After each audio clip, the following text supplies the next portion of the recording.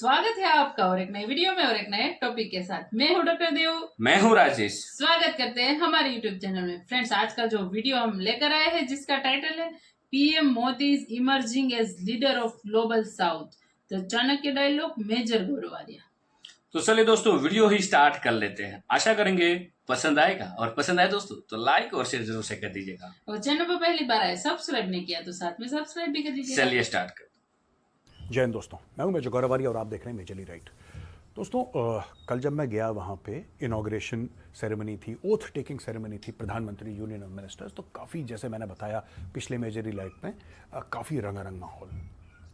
लोग आए, पता नहीं कहाँ कहाँ से, फॉरेन कंट्री से लोग आए, ये बड़े बड़े स्टार्स थे वहाँ पे, बड़े बड़े बिजनेस हाउसेस के लोग थे, एक पूरा माहौल था। लेकिन वहाँ पे एक और चीज़ थी यार, और वो चीज़ थी जो फॉरेन डिग्नेटरीज आ रखे थे, उसके बारे में हमने कल भी कवर करा है। लेकिन आज मैं थोड़ा सा आपको एडिशनल कोई चीज़ बताऊंगा कि क्यों इन लोगों को इनवाइट करा। एक तो सागर पॉलिसी के बारे में हम बात कर चुके हैं, हम लोग नेबरहुड फर्स्ट के बारे में बात कर चुके हैं, लेकिन एक और इसके अंदर ना एक मंत्र है, और ये जताता है मोदी की फॉरेन पॉलिसी। आपको पता है ये G20 में जो अफ्रीकन यूनियन के 55 देश थे, उनको as African union, not individually but as African union, उनको स्थायी सदस्यता यानी कि परमानेंट मेंबरशिप ऑफ G20 दे दी गई। अब उनके वारे न्यारे हो गए, they have now plugged into the global economy, और आप देखेंगे 8 से लेकर 10 साल में क्या फायदे होते हैं अफ्रीका के लिए। लेकिन यहां पे बात ग्लोबल साउथ की है, और प्रधानमंत्री मोदी जी ने जब G20 का पूरा प्रोग्राम यहां पे सेट हो रहा था, और mister Amitabh Kant, he was the sherpa, one of the directions given to the entire team managing G20 was that, you know, the focus should be on the global south. Focus should be on the global south. ये जो गरीब देश हैं, ये जो तरक्की याफ्ता मुल्क हैं, ये वो देश हैं जिनको लोन्स की ज़रूरत पड़ती है, ये जहाँ पे गरीबी है, जहाँ पे मुफलिसी है, ये सब, इन पे फोकस करो, इनकी आवाज़ बनो। और दोस्तों, जब इनकी आवाज़ बनने की बात हुई तो सबसे पहले अफ्रीकन यूनियन को परमानेंट मेंबरशिप दिलवा दी, भारत ने दिलवा दी। मोदी जी के नेतृत्व में G20 ने कबूल कर लिया। तो फिर गले वले मिले, वो अफ्रीकन यूनियन के जो हेड थे वो भी आए, और फिर मोदी जी से गले वले मिले, और वहाँ पे काफ़ी, मतलब जिसको कहते हैं, एक इमोशनल सीन हुआ। लेकिन इस बार शपथ ग्रहण में जिन लोगों को मोदी जी ने बुलाया है, हाँ वो नेबर्स हैं या इमीडिएट नेबर्स हैं, ईदर दे आर नेबर्स और इमीडिएट नेबर्स, इसमें कोई शक नहीं है। लेकिन बड़ी इंपॉर्टेंट बात है, ये दिखाता है कि किस तरीके से प्राइम मिनिस्टर मोदी की फॉरेन पॉलिसी, मोदी 3.0 जो कह रहे हैं, उसकी आपको ट्रेलर जो है ना, आपको येस्टरडे ओथ टेकिंग सेरेमनी में वो ट्रेलर दुनिया को दिख गया, और मुझे भी दिख गया। ये देखिए, जब हम बात करते हैं नेपाल की, तो नेपाल के प्रधानमंत्री पुष्प कमल दाहाल प्रचंड ये कल आ रखे थे, और वहां पे मोहम्मद मुइजू, प्रेसिडेंट ऑफ मालदीव्स, भी आ रखे थे। अब मालदीव्स है, उसको क्लासिकली हम इंडिया का नेबर नहीं मानते, क्लासिकली नहीं मानते इंडिया का नेबर, लेकिन नियर नेबर तो है यार, बगल में तो है हमारे, हमें मानना पड़ेगा। अगर आप इंडिया के, जिसको if I speak in strictly maritime terms, जो इंडिया का वेस्टर्न सी बोर्ड है, तो अगर आप साउथ की तरफ जाएंगे सीधा, वहीं पे पड़ता है, ऐसे मालदीव्स पड़ता है, बिल्कुल it's towards the southern end, but west, south west आप कह सकते हैं एक तरीके से, though it's more south west. I don't want to get more technical in that, but आप ये इसकी लोकेशन देखिए, ठीक है जी, मालदीव्स की पहली बात। दूसरी बात आप ये नोट करिए कि यहाँ पे नेपाल हमारा इमीडिएट नेबर है, हमारे कल्चरल और रिलीजियस टाइज हैं नेपाल के साथ। तो Nepal is a very very old and reliable friend and a partner and a brother country, ठीक है। इसके अलावा सेशेल्स के वाइस प्रेसिडेंट आए, और श्रीलंका के president Ranil Wickremesinghe was also there. Bangladesh prime minister Sheikh हसीना,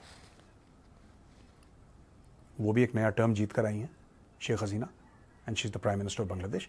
तो आप इसको ऐसे सोचिए कि जो ग्लोबल साउथ है, उनको एक तो मोदी जी ने G20 में पूरे अफ्रीकन यूनियन पे उन्होंने ऐसा कर दिया कि welcome to the mainstream. वो अलग से थे, वहाँ पे सिविल वॉर चल रहे हैं, एक दूसरे का गला काट रहे हैं लोग, फॉरेन आर्मीज वहाँ पे ऑपरेट कर रही हैं, गंद मचा हुआ है, गरीबी से लोग मर रहे हैं, सब सहारन कंडीशंस हैं, पॉवर्टी है, सब है। उसको 55 देशों को प्लग इन कर दिया ग्लोबल इकोनॉमी में, पहली चीज़। दूसरा, ये जो ओथ टेकिंग सेरेमनी थी ना, this is not just a national event और अ पॉलिटिकल इवेंट दोस्तों, ये जब मैं कल बैठा था वहां पे, तो वहां पे लोग कई सारे बैठे थे, जाहिर सी बात है, there were a lot of people. तो मैं भी एक कुर्सी में बिल्कुल सामने मेरे, and I could see prime minister almost at 90 degree, और सामने दिख रहे थे ऐसे बैठे हुए, दूर से आई कुड सी।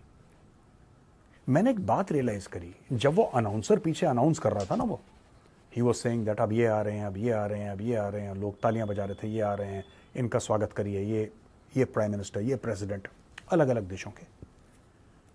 और फिर व्हेन हमारे आर प्रेसिडेंट केम, तो राष्ट्रगान था, वो बजा।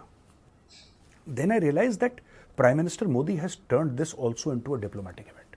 जैसे G20 करवाया था ना, ये भी उस लेवल पे तो जाहिर सी बात नहीं हुआ G20 को। G20 में तो कई 100 देशों के कितने लोग आए थे, लेकिन this was also a very powerful diplomatic event.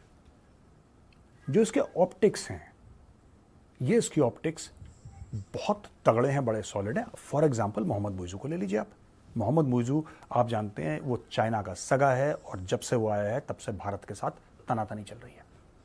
Bharat ignore कर सकता था उसको, भारत इग्नोर कर सकता था, लेकिन भारत में इतनी मेंटल मैच्योरिटी है, भारत में ये मेंटल मैच्योरिटी है कि भारत ये बात भली भांति जानता है, या इंडियन गवर्नमेंट में ये मैच्योरिटी है, Indian government knows very well that आपके इख्तलाफात जो हैं, या आपका डिफरेंस ऑफ ओपिनियन एक व्यक्ति विशेष से हो सकता है जिसका नाम मोहम्मद मुइज़ू है, लेकिन क्या आपका difference of opinion Maldives the country के साथ है? नहीं। You have no difference of opinion with Maldives as a country. You might have difference of opinion with a government, with a certain individual, वो अपने लेवल पे। एंड यहां पे Mohammad Muizzu represents Maldives. तो बुलाओ, इनविटेशन भेजा गया, वो आए, बैठे।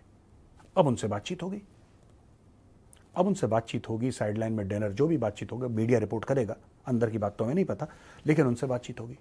अच्छा, जहां तक श्रीलंका की बात है, फिर से चाइना अपने पंजे गाड़ने की शुरू कर रहा है वहां पे।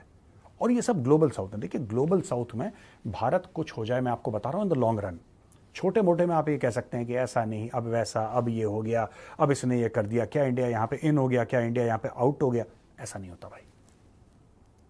ये सब लंबी रेस के घोड़े हैं। ये जियो पॉलिटिक्स में gestation period is too much. आप कभी ये नहीं कह सकते कि मुइज़ू आ गया तो क्या इंडिया मालदीव से आउट हो गया, नहीं, मुइज़ू के बाद कोई और आ जाएगा। तो ये चक्र है, कालचक्र घूमता रहता है। उसी प्रकार से आप ये देखिए कि सेशल्स के वाइस प्रेसिडेंट अहमद अफीफ आए। Seychelles is a very important country to India, वो भी यहां पे आए। और फिर देखिए मॉरिशस के पीएम प्रवित जगन्नाथ, वो आए। अब मॉरिशस में हिंदू पॉपुलेशन बहुत ज्यादा है, खासतौर से भोजपुरी बोलने वालों की जनसंख्या मॉरिशस में बहुत ज्यादा है, तो वो लोग वहां पे चले गए। और फिर भूटान के पीएम शेरिंग तोब्गे भी आए। तो ये सब जो हैं, ये हमारे नेबर्स भी हैं। पहली चीज, these are also nations of the global south. दोस्तों, ये देखने की बहुत जरूरत है, these are nations of the global south. और मोदी जी ने शपथ लेने से पहले, वो रिजाइन कर चुके हैं, पहले मोदी जी रिजाइन कर चुके हैं, कल फिर उन्होंने शपथ ली। बीच में एक आध दिन का गैप था, 2-3 दिन का गैप था।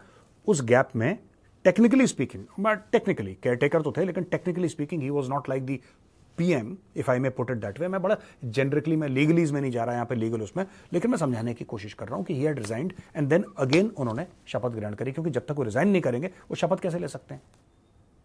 आप प्रधानमंत्री होते हुए तो शपथ नहीं ले सकते ना दोबारा प्रधानमंत्री की, आपको पहले छोड़ना पड़ेगा, दोबारा शपथ लेंगे। तो उस गैप में भी भारत डिप्लोमेसी कर रहा था।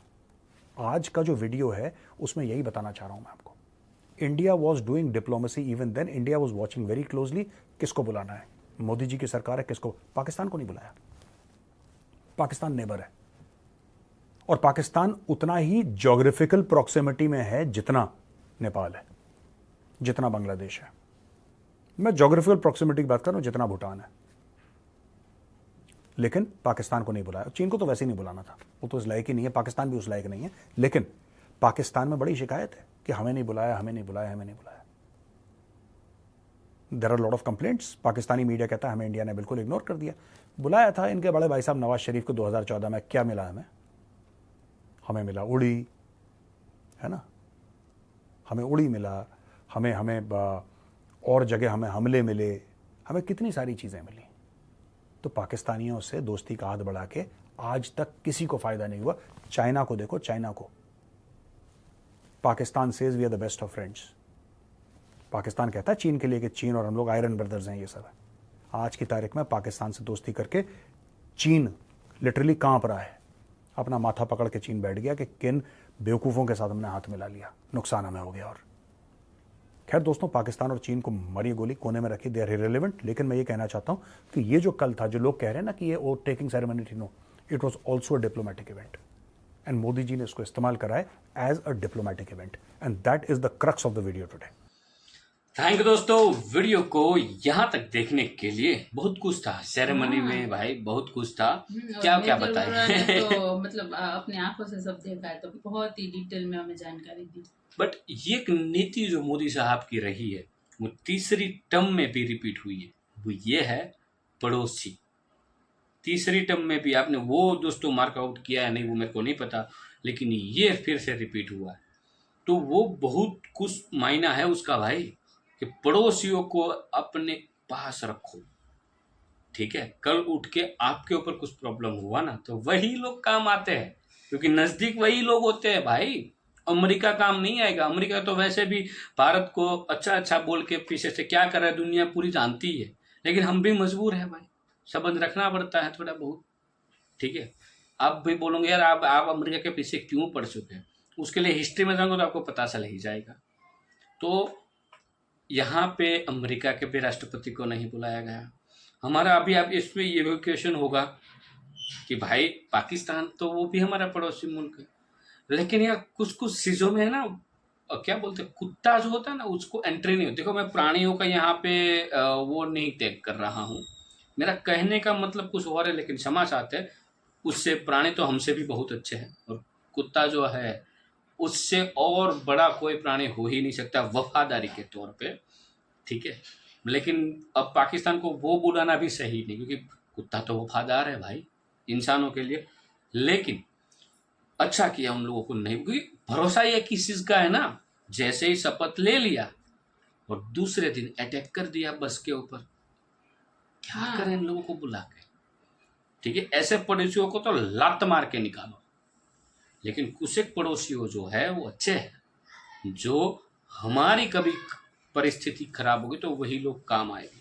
जैसे कि इजराइल काम आया था जब हम ऐसी सिचुएशन में थे, अमेरिका भी काम में आया था, नो डाउट। जब हमारे यहाँ पे खाने के लाले थे तो गेहूं तो वहीं से लाया गया था ना, भर भर के दिया था अमेरिका ने। तो इसलिए जो उपकार है ना वो नहीं भूल पाते अमेरिका का, ये बड़ा रीजन है अमेरिका को साथ में रखने का। इसीलिए हम नहीं भूलते, क्योंकि भारत देश का एक क्या बोलते हैं ऐसा व्यवहार समझ लो कि भाई हमारे ऊपर जिसने उपकार किया है ना, उसको हम कभी नहीं भूलते। हम उसको गाली नहीं दे सकते, क्योंकि वो एक दिन अन्नदाता थे हमारे। तो इसीलिए अमेरिका को साथ में रखना पड़ता। लेकिन कोई नहीं, पहले पड़ोसी, ये नीति मेरे को बहुत अच्छी लगी। बहुत कुछ था सेरेमनी में, और उसके बाद मोदी साहब ने दे धनाधन साइन करना स्टार्ट कर दिया है। जो भी स्कीम है, जो भी वायदे किए थे वो करना स्टार्ट कर दिए गए। पहला जो सिग्नेचर हुआ वो भी सुनने में आया है कि भाई भारत के जो अन्नदाता है हमारे देश के फार्मर, उनके लिए था। तो ये बहुत ही अच्छा काम किया। बाकी आपकी राय क्या है दोस्तों इस वीडियो के बारे में? मुझे साहब का अब नहीं कहना, छोड़ो यार उसको अभी, जो भी, क्योंकि जो मेजर साहब ने बताया ना कि हमारी दुश्मनी पर्टिकुलर पर्सन के साथ हो सकती है, लेकिन उस देश के साथ नहीं हो सकती। वो मुइजू साहब को बुलाने का रीजन यही था कि एज ए राष्ट्रपति थे वो वहाँ के। अदरवाइज वो राष्ट्रपति नहीं होते और कोई एमएलए तो नहीं बुलाते भाई, कोई कुछ काम नहीं, क्योंकि हमारी पर्सनली उसके साथ जो भी हो, लेकिन देश को तो नहीं भूल सकते भाई। वैसे पाकिस्तान के साथ तो अब कुछ भी रिलेशन नहीं। वीडियो दोस्तों जल्दी है समाप्त कर देते, आपसे विदाई ले रहे। मिलेंगे एक नए वीडियो में आपके साथ। टिल देन, जय हिंद, जय भारत।